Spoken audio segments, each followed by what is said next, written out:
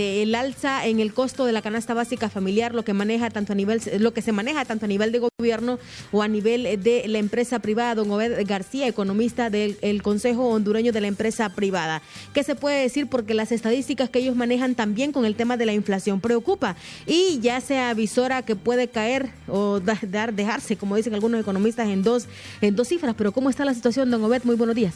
Muy buenos días. Sí, realmente que vemos con preocupación cómo esta escalada de la inflación no ha encontrado un freno oportuno, pues, de parte dado que no se han tomado medidas para ir frenando y que de alguna manera se estuvieron haciendo el año pasado, pero no se ha hecho de momento. En ese sentido, entonces, si considerando los niveles actuales de inflación, pues las recomendaciones podían ir valorando, por supuesto, las variaciones en la tasa de política monetaria para empezar a aplicar una política monetaria contractiva, es decir, retirar liquidez de la economía para de alguna manera frenar el ritmo de acelerado que lleva la inflación hasta el momento.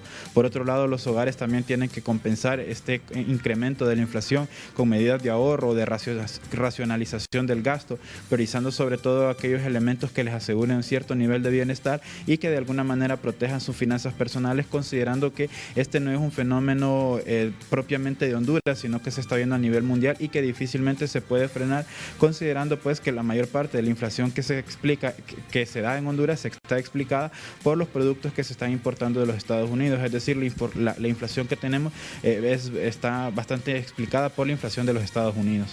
Datos de gobierno que superan los 1.200 lempiras del precio de la canasta básica familiar, ¿cómo se ve? ¿Es realmente exagerado o es una realidad que estamos viviendo?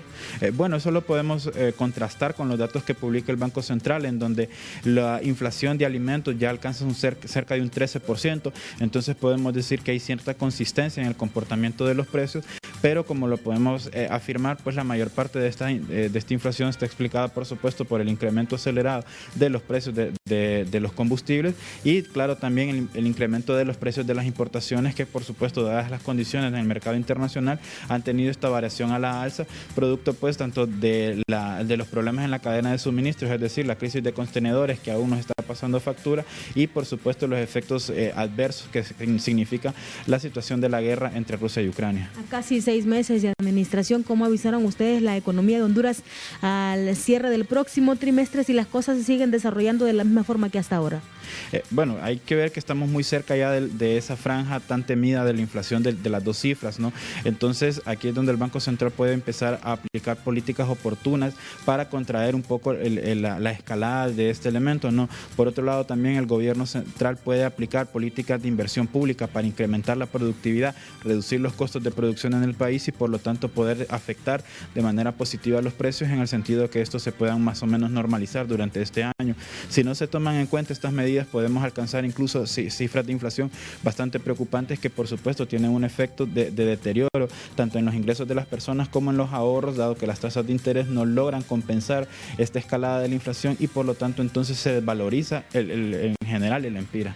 Muchísimas gracias, don Obed García, con nosotros a esta hora, economista del Consejo Hondureño de la Empresa Privada. Son preocupantes los datos estadísticos, tomando en cuenta cómo está la situación, lo que todavía pasa factura con el caso de la guerra. Seguimos en pandemia y la situación poco a poco es más cara la vida, básicamente, así como también el alto costo en los carburantes. Junto a Alan Godoy, compañeros, con ustedes nuevamente.